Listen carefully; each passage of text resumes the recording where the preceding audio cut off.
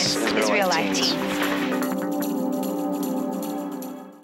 The problem of anger is surfacing at high school campuses everywhere. I've seen some girl get her head smacked into the concrete before, and that's just insane. A boy stood up and threw the book down on the floor and swore at my government teacher. And many teens live lives that breed anger. It's really common nowadays to hear like these horrible stories about problems at home. His dad hit him, beat him up.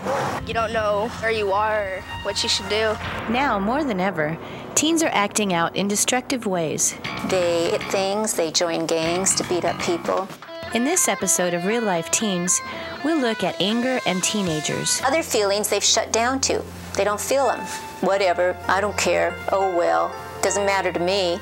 But inside they're hurting and they're angry. But anger doesn't stay inside for long. It can come out when least expected.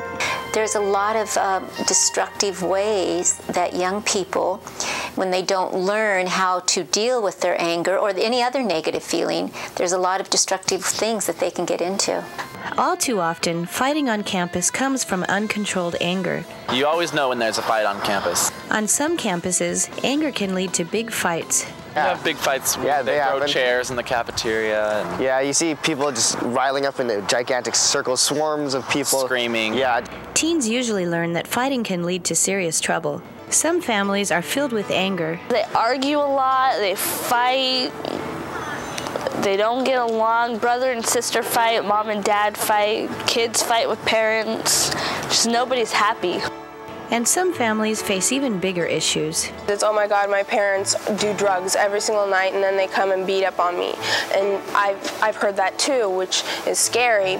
Many teens who face anger at home have trouble dealing with this emotion in other areas of life. Probably a little bit tougher because they've had to deal with maybe alcoholic drug or effects from the alcohol abuse, maybe abused by their father or their mother, whichever one is drinking alcohol.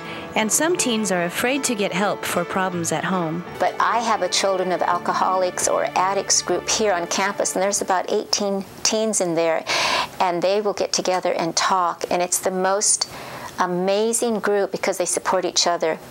The lessons teens learn from coping with anger can help them avoid problems when they're older.